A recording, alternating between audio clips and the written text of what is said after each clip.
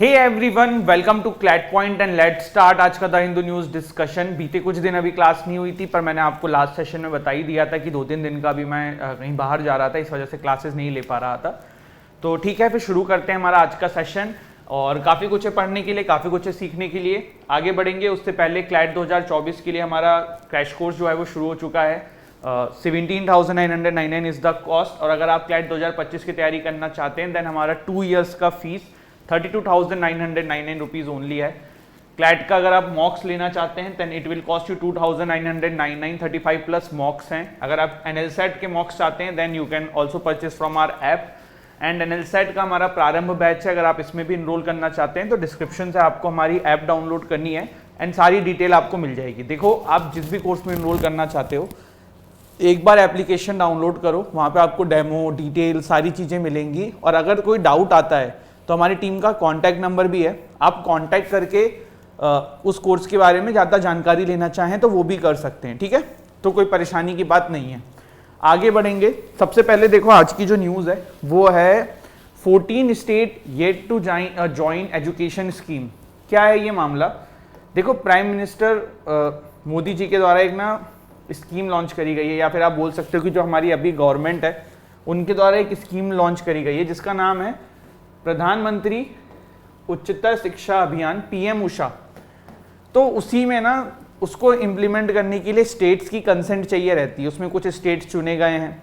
तो अब ये स्टेट कौन कौन से हैं जो कंसेंट नहीं दे रहे हैं, आप समझ सकते हो, जो अभी जहाँ पे बीजेपी रूलिंग गवर्नमेंट नहीं है, जैसे कि वेस्ट बंगाल, तमिलनाडु, केरला। तो ये 3 ऐसे स्टेट हैं। ऐसे कोई एग्जाम के पर्सपेक्टिव से नहीं है ये, पर ये फुल फॉर्म अगर पता रहे तो अच्छी बात है, कोई इसमें दिक्कत का विषय तो है नहीं। इसके बाद देखो, अगला आर्टिकल है Manipur officials told to quit social media groups. देखो, हो क्या रहा है, आपको पता होगा जब हम मणिपुर वायलेंस को पढ़ रहे थे तो उस समय मैंने आपको बताया था कि बहुत उस समय एक वायलेंस जब हो रहा था ना, तब ऐसा हुआ कि जो कुकी ट्राइब्स के पुलिसमैन थे ना, वो उनके वाले पुलिस चौकी में चले गए, और जो मैटी कम्युनिटी के पुलिसमैन थे वो मैटी कम्युनिटी के सपोर्ट में आ गए। आपने ये तक न्यूज़ देखी थी कि काफ़ी सारे हथियार जो हैं वो लूट लिए गए थे पुलिस वालों से। तो ये आपको क्या लगता है कि अपने आप पुलिस वालों से आके कोई लूट लेगा क्या? मतलब इतनी हिम्मत कैसे हो सकती है? तो ऐसी भी खबरें आ रही हैं कि इसमें पुलिस वालों का भी रोल था कि अपने अपनी कम्युनिटी को सपोर्ट करने में। फिर अब ऐसा भी बातें आ रही हैं कि जो बहुत सारे ग्रुप्स हैं जहाँ पे उल्टे सीधे मैसेजेस आ रहे हैं, उसमें ये बहुत सारे ऑफिशियल्स जो हैं गवर्नमेंट के वो उसके मेंबर्स हैं। तो ये यहाँ पे स्ट्रिक्टली गवर्नमेंट ने अपने गवर्नमेंट ऑफिशियल्स को कह दिया है कि इस तरीके के कोई भी आप अगर ग्रुप में जुड़े रहोगे तो आपके ऊपर एक्शन लिया जाएगा। अगेन, कोई एग्जाम के लिए आपकी इंपॉर्टेंट नहीं है, पर पता होना चाहिए। Then again third news is female cheetah that went untraceable captured after 22 days. देखो, आपको पता है केएनपी में, कूनो नेशनल पार्क में, नामीबिया अफ्रीका से हमने जो है अफ्रीकन चीता को इंडिया में लाया था। ठीक है, उसके बाद जिसका नाम हमने प्रोजेक्ट चीता देखा था, या फिर चीता ट्रांसलोकेशन प्रोजेक्ट के नाम से जाना था। इसके बाद देखो, काफ़ी सारी प्रॉब्लम्स देखने को मिल रही हैं। हम हर कुछ दिन में न्यूज़ सुन रहे हैं कि चीता की मृत्यु हो जा रही है, कुछ चीता मर जा रहे हैं, और अलग अलग रीजंस की वजह से आ रहा है, कुछ पैरासाइट्स की वजह से, या बहुत सारी चीज़ें। उसी में एक अभी प्रॉब्लम हुई थी कि लास्ट मंथ ना एक चीता थी जिसका नाम था निर्वा, तो शी वेंट मिसिंग। ये जो इसके देखो, इन चीता को ट्रैक करने के लिए इनकी कॉलर में एक नेस्ट टाइप का कुछ टांगा गया है जिसमें डिवाइस लगी है जिससे कि इनको ट्रैक किया जाता है। बट इसका जो वो डिवाइस था वो वर्क नहीं कर रहा था, तो काफ़ी दिन से इसको फिर ढूंढने की कोशिश करी जा रही थी एंड फाइनली अब मिल गई हैं। तो वही ये न्यूज़ है। आपको ये पूरी केएनपी प्रोजेक्ट चीता पूरी ये कहानी हमने बहुत बार नंबर ऑफ टाइम्स डिस्कस करी हुई है, तो आई डोंट थिंक इसको फिर से हमें रिपीट करने की जरूरत है। बट टॉपिक इंपॉर्टेंट है प्रोजेक्ट चीता। आप लोग जब भी ऐसी कोई न्यूज़ देखा करो, पढ़ा करो, तो रिवाइज मन में कर लिया करो जो भी आपको इसके बारे में पता है। ठीक है, मेरा आप लोगों को इसी पे एक क्वेश्चन है कि अफ्रीकन चीता जो है वो IUCN रेड लिस्ट में किस कैटेगरी में है, ये मुझे आप कमेंट सेक्शन में बताएंगे। ठीक है, इसके बाद देखिए, सबसे बड़ी न्यूज़ जो बीते 2-3 दिन में हुई है और हमने कवर भी नहीं करी है, जो कि हमने सेशन नहीं लिया था, तो वो अपन अब कवर करने जा रहे हैं। हमारे देश के क्रिमिनल लॉज में कुछ चेंज किए गए हैं। तो पहली चीज़ तो हम देखेंगे कि क्या चेंज किए गए हैं। दूसरी चीज़, इसमें हमारे काम की क्या क्या चीज़ें हैं वो हम देखेंगे। और तीसरी इंपॉर्टेंट चीज़ कि क्या ये चेंजेस जो हैं वो फायदेमंद हैं या क्यों इसकी नीड पड़ी करने की। ठीक है, एक क्वेश्चन बहुत बार स्टूडेंट्स पूछते हैं कि सर ये पुराने वाला आईपीसी का कोई फायदा नहीं है क्या, ऐसा वैसा। देखो पहली चीज तो ये कि अभी ये एक्ट नहीं बने हैं, अभी ये आया है पार्लियामेंट्री स्टैंडिंग कमेटी में जाएगा, फिर ये पास होगा, तो प्रोबेबली विंटर सेशन में मे बी हो जाए, बट लेट्स सी कब तक होता है, तो तब ये आपके डायरेक्टली काम का हो जाएगा। बट अभी इसको करंट अफेयर के पर्सपेक्टिव से पढ़ना है और काम की चीजें देखनी है। ठीक है, तो चलो शुरू करते हैं। सबसे पहले कुछ बेसिक से स्टार्ट करता हूं। मैं ये मान के चलता हूं कि आप लोगों को आइडिया नहीं है इनका भी ज्यादा। ठीक है, देखो आईपीसी क्या है, आईपीसी है इंडियन पीनल कोड। कब आया था? 1860 में आया था, ब्रिटिशर्स के द्वारा इसको लाया गया था। ठीक है, आईपीसी में क्या चीज ज्यादा देखने को मिलती है, तो ये हमारे देश के जितने भी क्राइम्स हैं उसको डिफाइन करता है और उसकी पनिशमेंट का प्रावधान देता है कि क्या पनिशमेंट होगी फला क्राइम के ऊपर। ठीक है, तो ये क्या है आपकी, ये आपकी है आईपीसी। अब हम बात करते हैं सीआरपीसी की। सीआरपीसी 1898 में आई थी, ईयर्स याद रखिएगा, अब बहुत इंपॉर्टेंट है। सीआरपीसी क्या बताती है? ये प्रोसीजर्स बताती है कि पुलिस वाला किसी को अरेस्ट कैसे करेगा, कोर्ट में कब लेके जाएगा, मजिस्ट्रेट कैसे आगे चीजें बढ़ाएगा। तो जितनी भी क्रिमिनल चीजें जो एक्टिविटीज हो रही हैं, एफआईआर फाइल कैसे होगी, तो ये सारे प्रोसीजर्स जो है ना आपको कहां पे मिलने वाले हैं? सीआरपीसी में। आईपीसी पनिशमेंट देता है, डिफाइन करता है क्राइम्स को, सीआरपीसी प्रोवाइड्स प्रोसीजर। और एक और जिसमें अभी चेंज किया गया है वो है इंडियन एविडेंस एक्ट 1872 में। ठीक है, इंडियन एविडेंस एक्ट ऑफ 1872 क्या कहता है? नाम से ही समझ लो, लेमन लैंग्वेज में समझो कि क्या चीज एज ए एविडेंस एक्सेप्ट करी जा सकती है, क्या चीज एज ए एविडेंस नहीं होगी। ठीक है, तो admissibility of evidence, witness testimonies etcetera. जैसे इसका एक आपको मैं एग्जांपल देता हूं, सेक्शन 32 डाइंग डिक्लेरेशन है इंडियन एविडेंस एक्ट का। तो ये क्या कहता है? ये कहता है कि जैसे कोई एक्स नाम का बंदा है, उसका किसी ने एक्सीडेंट किया और वो अस्पताल में मरते मरते एक स्टेटमेंट दे जाता है कि भाई मुझे जेड नाम के बंदे ने मरवाने की कोशिश करी है, तो this can be admitted in a court as a evidence under section 32 जिसको ऑफ इंडियन एविडेंस एक्ट, जिसको हम बोलते हैं क्या? Dying declaration. ठीक है, इतनी चीजें क्लियर हुई। अब ये पहले मैंने आपको बेसिक बताया इन एक्ट्स के बारे में जिसमें चेंज लाया गया है, क्रिमिनल लॉज में जिनमें चेंज लाया गया है। अब इसको थोड़ा सा देखते हैं कि क्या चेंजेस लाया गया है, क्या नाम है बिल का। तो दीज आर वेरी इंपॉर्टेंट, आपको पता होना चाहिए। आईपीसी को चेंज किया जा रहा है भारतीय न्याय संहिता बिल 2023 से। ठीक है, I am repeating my self, IPC को चेंज किया जा रहा है भारतीय न्याय संहिता बिल 2023 से। सीआरपीसी को बदला जा रहा है भारतीय नागरिक सुरक्षा संहिता बिल से।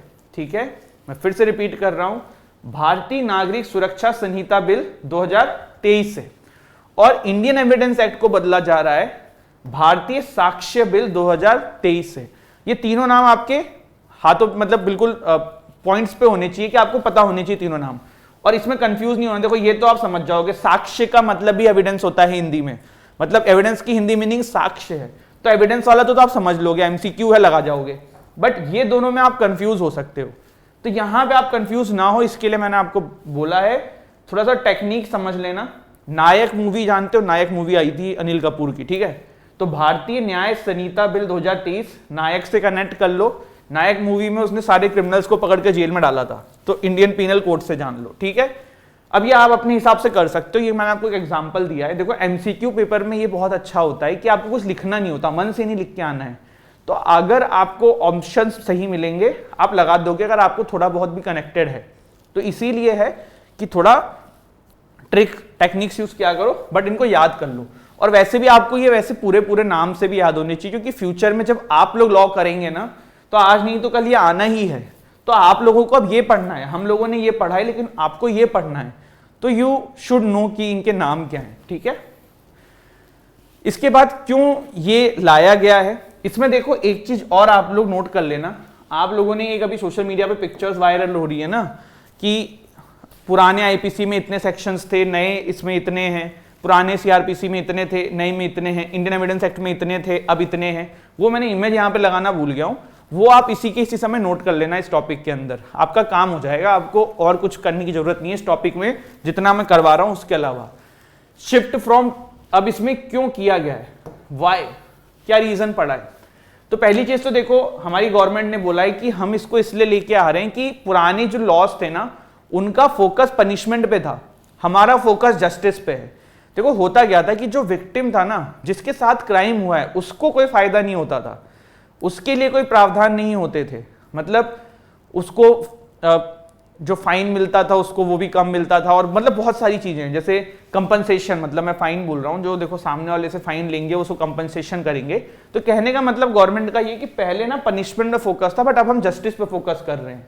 दूसरी चीज की देखो, कानून बहुत पुराने हैं, ये ब्रिटिशर्स के जमाने के। आप ऐसे ऐसे कानून देखोगे जिसमें 100 200 रुपए के फाइन है, तो ये आज के हिसाब से नहीं है ना रिलेवेंट। उस समय 100 200 रुपए ज्यादा होते थे, बट अब नहीं है। तो वो सब चेंज करने की जरूरत है। एम्पावरिंग सिटीजन्स, गवर्नमेंट ऐसा कह रही है कि हम सिटीजन्स को एम्पावर कर रहे हैं करके। कुछ कंटेम्प्रेरी लॉ जिसके बारे में कोई चर्चा ही नहीं होती थी, जैसे कि मॉब लिंचिंग और बहुत सारी चीजें जो समय के साथ आए हैं, तो अब उसको भी इंक्लूड करने की जरूरत है।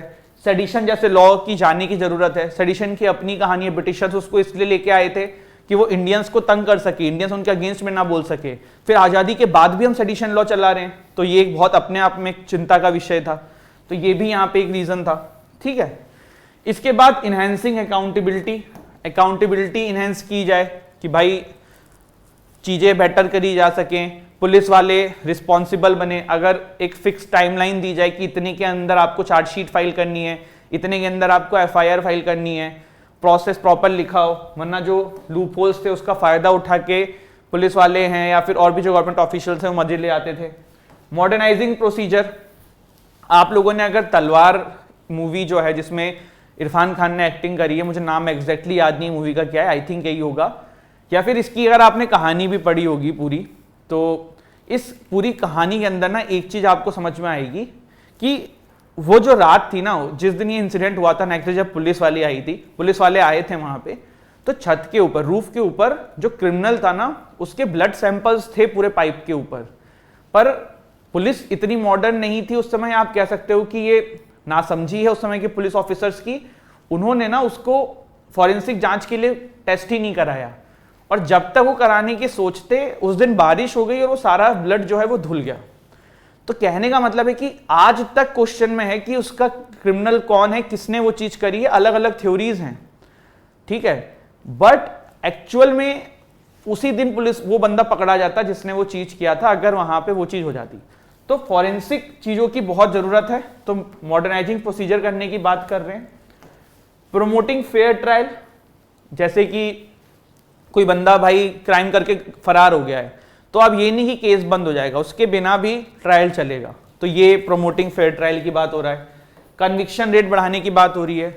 अमित शाह जी ने कहा है कि हम 98% तक कन्विक्शन रेट लेके जाएंगे, मतलब जल्द से जल्द केस को सॉल्व करने की कोशिश करी जाएगी।